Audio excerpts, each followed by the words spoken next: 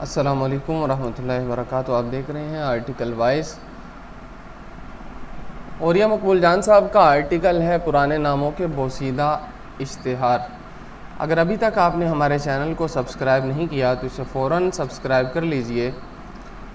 औरिया मकबूल जान साहब अपने आर्टिकल का आगाज़ करते हुए लिखते हैं, इकबाल साजिद पाकिस्तान के इन चंद शुआरा में से एक है जिसके कमाल फ़न को 10% भी पजीराई नहीं मिली।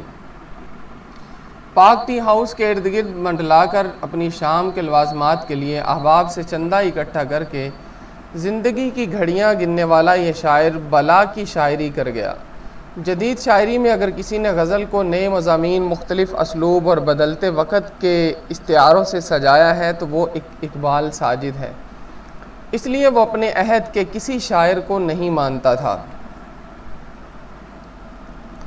किसी का शेर सुनता तो एकदम बोल उठता, ये सब मेरी जुगाली कर रहे हैं।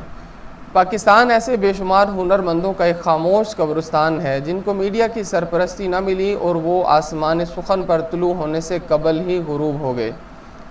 इसलिए कि आज के दौर में बड़ा शायर, बड़ा अदीब, बड़ा सियासतदान, हत्ता के बड़ा सहाफ़ी वही तसव्वुर होता है जिसके चाहने वालों, औलादों या दोस्तों की मीडिया पर अजारादारी हो। ये वबा गुज़श्ता 25 साल से बहुत आम हुई है। आप औस दर्जे के शायर, अदीब, सहाफ़ी और दानिश्वर को मीडिया में अजीम इनकलाबी आमरियत से टकराने वाला और आलमी अदीबों का हम पल्ला साबित कर सकते हैं। पाकिस्तान के इस मीडियाई जुमा बाज़ार में शेक्सपियर बेवक़्त हो चुका है और पाब्लो नेरूदा की इनकलाबी हैसियत मान पड़ चुकी है, क्योंकि इनके मुकाबले में हमारे बनाए हुए बुत ज़्यादा चमकते हैं। आज हम धोखे और फ़रेब की चकाचूंद में ज़िंदा हैं, जिनके बारे में सैयदुल अंबिया सल्लल्लाहु अलैहि वसल्लम ने इरशाद फरमाया था। हज़रत अनस बिन मालिक से रिवायत है कि रसूलुल्लाह सल्लल्लाहु अलैहि वसल्लम ने फरमाया, दज्जाल के खुरूज से चंद साल पहले धोखा फ़रेब के होंगे। सच्चे को झूठा बनाया जाएगा और झूठे को सच्चा। ख़यानत करने वालों को अमानतदार बना दिया जाएगा और अमानतदार को ख़यानत करने वाला करार दे दिया जाएगा। और इनमें रवेबज़ा बात करेंगे। पूछा जाएगा रवेबज़ा कौन है? फरमाया घटिया लोग। ये वो लोगों के अहम मामलात में बोला करेंगे। मुस्नद अहमद सफ़ा नंबर 133, मुस्नद अबू याला सफ़ा नंबर 3715, असुनन अलवारदतुल फिल फितन। धोखे और फ़रेब के इस मीडियाई दौर में इकबाल साजिद अपने शेर की वजह से आज याद आया और फिर इसका तज़किरा इस शेर की वजह से करना कर्ज बन गया। पुराने नामों के बोसीदा इश्तिहारों का फसील मुल्क सुखन पर जवाज़ कुछ भी नहीं। मेरे मुल्क का अलमिया यह है कि ये इस दुनिया के नक्शे पर बाद में उभरा, लेकिन इसके दुश्मन इससे बहुत पहले पैदा हो गए थे। इन दुश्मनों को ना इस मुल्क के जोग्राफिये से दुश्मनी थी और ना ही इसके अवाम से, मगर इन्हें क़याम पाकिस्तान से पहले ही ये तसव्वुर खौफज़दा कर रहा था कि पूरी दुनिया अब रंग, नस्ल और ज़ुबान की बुनियाद पर तकसीम हो रही है। लेकिन ये पसमानदा और बेवकूफ़ बर्रे सगीर के मुसलमान अल्लाह के नाम पर अपनी नस्ली कौमियतों को तर्क करके एक अलहदा वतन बनाना चाहते हैं। 14 अगस्त 1947 से लेकर अब तक ये मुल्क और इसकी शनाख्त इन दानिश्वरों की छाती पर मोंग दल रही है।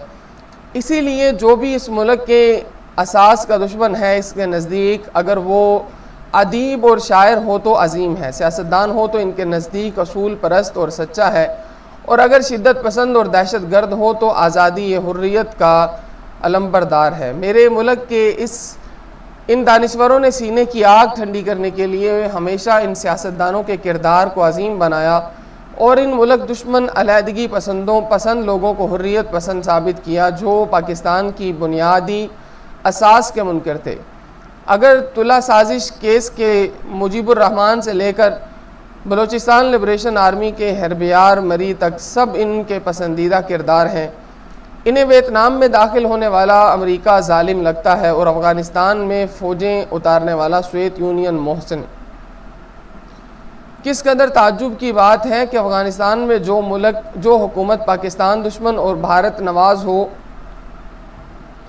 वो इनकी महबूब होती है। लेकिन मुल्ला उमर और हिकमत यार अगर पाकिस्तान से मोहब्बत का इजहार करें तो ये इनके खिलाफ नफ़रत उगलने लगते हैं। इनकी जमहूरियत के भी पैमाने अपने हैं। बलोची गांधी अब्दुस समद उचकज़ई को 1970 के इंतखाबात में एक सादा सा मौलवी अब्दुल हक ज़िल्लत आमेज़ शिकस्त दे, लेकिन इनका हीरो अब्दुस समद उचकज़ई इसका बेटा महमूद ख़ान ही रहता है। GM सैयद इसकी पार्टी सारी ज़िंदगी चंद हज़ार वोट भी हासिल न कर सके, मगर ये इसे और इसकी फ़िलासफ़ी को एहतराम देते हैं क्योंकि वो पाकिस्तान की असास के ख़िलाफ़ है। इनके नज़दीक इस्टेब्लिशमेंट इसी वक्त गुनाहगार है जब वो इस्लाम और पाकिस्तान की नज़रियाती असास की बात करे। यही वजह है कि ज़ियाउल हक मतऊन है, वरना ये तमाम लोग परवेज़ मुशर्रफ की जालिम तरीन आमरीत की गोद में अटकेलियाँ करते थे।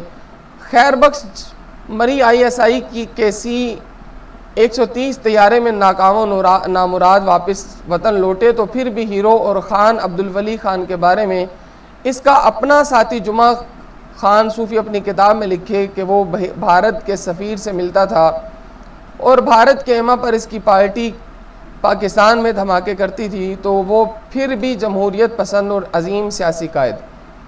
ये तमाम अदीब, दानिश्वर और सहाफ़ी पाकिस्तान के नज़रिए से अपनी नफ़रत का बरमला इजहार नहीं कर पाते, इसलिए वो इन सियासी लीडरों, अलहदगी पसंद तंजीमों और इन गैर मुल्की हुक्मरानों, सियासतदानों और लिखारियों के पीछे छुप कर बात करते हैं। कोई बड़े अंग्रेज़ी अखबार के कालम निगार की बात को अगर उछालेगा तो कोई अफ़गानिस्तान के टूडी सरबराह के बयान का सहारा लेकर पाकिस्तान को गाली देगा। किसी को अमरीकी सदर का पाकिस्तान मुखालिफ बयान अच्छा लगेगा तो कोई भारत के दानिश्वरों की तहरीर को अमन का परचम बनाएगा। गुज़श्ता 10 सालों से इन पर एक नए इश्क का भूत सवार है, नवाज शरीफ और इसके बयानिए से इश्क, और इस इश्क की नई शमा मरियम नवाज की सूरत जगमगा रही है। मेरी इन अजीम दानिश्वरों के दिन रात मरियम नवाज की खुशी में खुश और दुख में गमगीन होते हैं, लेकिन इन्हें अंदाज़ा ही नहीं कि वक़्त बहुत बदल चुका है। तारीख़ अपना फ़ैसला तहरीर कर चुकी है और इस फ़ैसले को दुनिया की हर बड़ी ताकत ने पढ़ लिया है और इस पर ईमान भी ले आई है। तारीख़ का ये फ़ैसला इस वक्त दुनिया के करतास पर लिखा जाना शुरू हुआ था जब कतर में फ़तह मंद तालिबान का पहला दफ्तर खोला गया, और आज मेरे अल्लाह की नुसरत ने जो झंडा तालिबान के हाथ में थमाकर दुनिया की वाहिद सुपर ताकत को बदतरीन शिकस्त से दो चार करके इस वक्त को पाकिस्तान से मदद का ख्वास्तगार बनाया है, अशरफ गनी को कान से पकड़कर पाकिस्तान के दरवाजे पर झुकाया गया है। नरेंद्र मोदी को रूस में ज़िल्लत और रसवाई के बाद करतारपुर तकरीब में आने पर मजबूर किया गया है। ये सब वाक़यात बताते हैं कि वक्त की दीवार से अब ऐसे तमाम बोसीदा पोस्टर उखाड़ कर फेंक दिए जाएंगे जिनको बैरूनी इमदाद की गोंद से पाकिस्तान की सालमियत के ख़िलाफ़ बनाई दीवार पर चिपकाया गया है। 1973 से बलोच फरारियों को पनाह देने वाला अफ़गानिस्तान और बलोच जलावतन रहनुमाओं को रिहाइश फराहम करने वाला यूरोप दोनों अब BLA को दहशतगर्द तंजीम कहे जाने के बाद दम बखुद हैं। भारत का बोरिया बिस्तर अफ़गानिस्तान से लपेटा जा चुका है और इसे अब बावर करवा दिया गया है कि अगर पाकिस्तान कमज़ोर हुआ, इस मुल्क की फ़ौज नाकाम हुई, तो फिर पाकिस्तान में मौजूद सरफरोश मुजाहिदों के सामने कोई सरहदी दीवार नहीं रहेगी और इन्हें कश्मीर और अफ़गानिस्तान पर जाकर लड़ने से रोक सके। ट्रंप की नेशनल डिफेंस स्ट्रेटजी की लिस्ट से दहशतगर्दी के ख़िलाफ़ जंग के अल्फाज निकल चुके हैं। अब कहा गया है कि रियासतों के दरमियान मुकाबला होगा, दहशत गर्दी से नहीं। ऐसे में रियासत पाकिस्तान की ज़रूरत अमेरिका को भी है और रूस को भी, चीन को भी है और यूरोप को भी।